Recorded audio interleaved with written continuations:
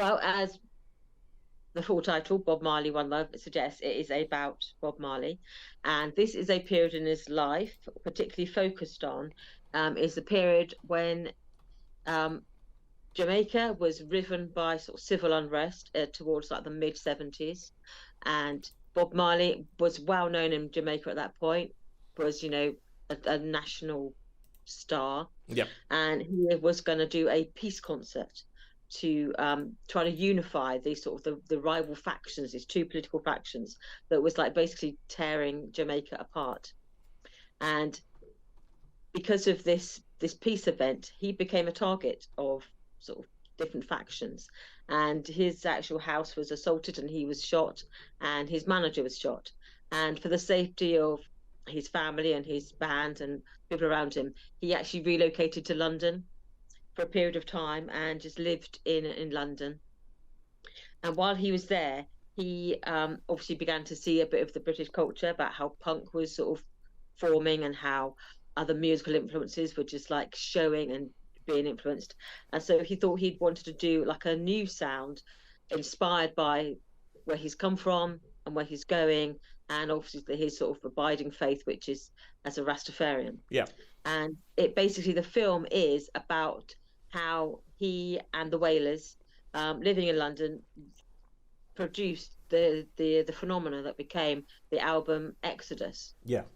and how Exodus then suddenly was like this springboard for reggae in the UK. Yeah. And how we would say you saw the influences in UK in like the ska movement, how suddenly you got this fusion of like, British music influenced by punk and then influenced by reggae, and you have this sort of complete fusion. But it's basically, the story is about how the making of Exodus and all the influences that came to bear, how the influences of his life, of his background, the fact that he is a mixed race child, his father, or dual heritage child. His father was a white Englishman, his mother was a black Jamaican, and how he was, grew up as a yellow boy, as he was called in Jamaica. I always wondered why he was so light. Yeah. It's one of those things. I always wondered why he was so light, but I never looked it up. Yeah, his dad was white British, but he was a colonial sort of officer in Jamaica. Oh yeah. Had very little to do with his son, very little to do with his mother, and how as a young man, just like a teenager, basically, he got inspired by the Rastafarian movement, and how he basically became a just passionate Rastafarian who believed that Haile Selassie was the second Christ. Yep. He was, that's who he believed it, and he sort of based his life believing that that the rest of the Haile Selassie was who he said he was. And throughout the film, there's these images of his father and the influence his father had on his life, even though his absence in some ways was a big influence, and how Haile Selassie, his absence, but his presence again was like a big influence. And there are some scenes where you see this symbolically, his father and Haile Selassie sort of almost become merged in some scenes. Yeah. Where you have this imagery of him riding on a horse, though Haile Selassie famously rode a white horse, and in the film he's riding a black horse. So I don't know if there's sort of something more involved in that, but when he, famously Haile Selassie rode this sort of big white horse, didn't he, when he re-entered Addis Ababa? Because I know that because my dad was there. Oh wow. Of course. So he marched into Addis Ababa, marching behind one of only 30 European troops who marched into Addis Ababa with Haile Selassie. But my dad was one of those 30. It's amazing. Part of Gideon Force. So I knew a lot about Haile Selassie, more than most people probably do. So I knew all about him. But my friend I went with had no idea who he was. So a lot of the Rastafarian stuff sort of passed her by. But regardless of that aspect of the film, it's sort of, you hear the music, you sort of get that passion, you get that feeling of just what motivated and how he did bring sort of basically reggae to the masses, especially European and yeah. So British masses. I mean, there's a whole bunch of issues with that I have, which are part of the reason why I'm not particularly looking forward to. Oh, this was not on my list. This was not one of those. I'm gonna make the deal with my wife and promise to do the dishes for the next 15 years if I could just go watch it. Wasn't the film I was gonna do that for. And one of them is that it's a music biopic, and they tend to follow a certain formula, and they tend to not really give you anything new. Although, I mean, the last couple of ones, like, Whitney Houston, I Want to Dance with Somebody, I was like, didn't know she was in a same-sex relationship. And this one, I'm like, didn't know Bob Marley's dad was white. So maybe they are giving you something. But does this do anything other than your average music biopic? Holly, do you want to answer that one? Um, no, I don't think it did. Um, it was it was beautifully done. I really liked it. Um, but I don't think it gave you it. Is there any magical insight to give to most people? Probably not. Mm-hmm. He was a very talented musician and his story was incredibly interesting. But, and arguably, quite his music was and his life were quite, transformative in the positive impacts they had on other people. I certainly learned things watching it that I hadn't known. Yeah. But I didn't know that much about him beforehand anyway. So that wasn't difficult. So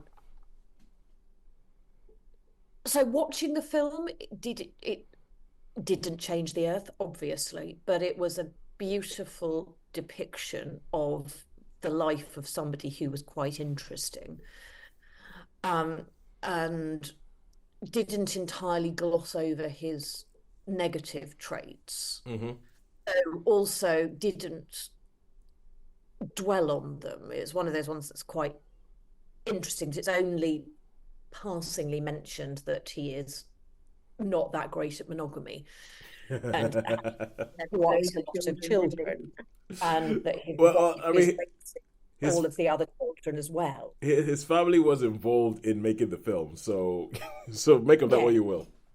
Yes, well, absolutely. And it was that the existence of the many children being raised by his wife was, all his children seemed to live with them.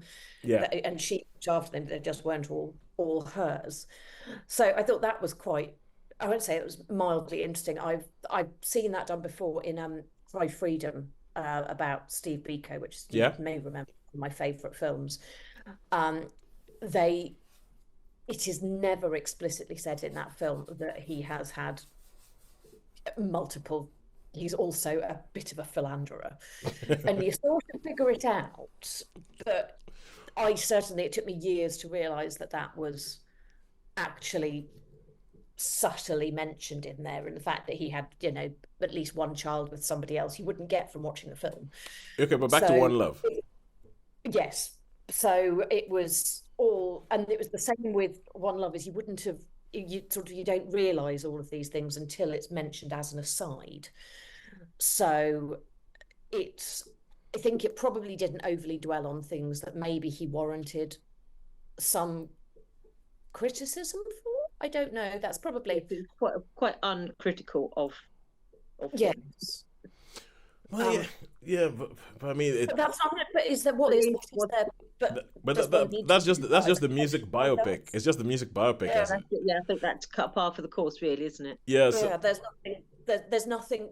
Criticism wouldn't bring anything to the party. Well, essentially, let me put it this way: when it comes to a musical figure, when it comes to musical figures, I have decided that I don't want to watch narrative movies made about musical figures. I want to watch documentaries. Like when it comes to musical figures, I think you get a lot more from a documentary than you get from like a narrative film, because I'm just kind of like, yeah, it's you're just gonna give me like, no, we've seen it so many times. There's a tried and tested formula that very rarely gets broken, and it's kind of like Priscilla was like that, beautiful, very beautiful, but yeah, but Priscilla wasn't about the person doing the music. It's so I think yeah, it's hey anyway. So how many stars would we give this? I think I'd go 4 personally. I'm getting. I was thinking good three or a four because I do like Bob. I've got a see Bob Marley CD in my car always. I've got I bought Legend when it. I remember when he died. Yeah, yeah, yeah. I remember the music when he was alive. Because I'm that old. But I do. Yeah. So I. It made me sort of go, oh yeah. Um, it was an interesting conversation. I had my friend I went to see it with because we were had a complete role reversal. She knew nothing about Bob Marley and could barely understand a word that was said because of the Jamaican sort of patois that they used. Yep. She could barely understand it, but she sort of enjoyed it. And I was in exactly the same position when I watched Whitney with her, the Whitney biopic. Yeah. Knew none of the music and was like barely really it was that interested, but I saw it as a friend. Yeah. So she was in the same boat, but we both enjoyed it. So I think I'm going to go with a four because I loved the music. I thought the guy who played Bob Marley was really charismatic. Kingsley Really, Benadir. He was great. if you're going to watch it, you're going to have to tune in to the sort of the Jamaican accent, the Jamaican rhythm and pattern of speaking, because I know a lot of people just couldn't understand what they were saying. Yeah. But no, I enjoyed it. I thought it was good. I thought it was a fun film.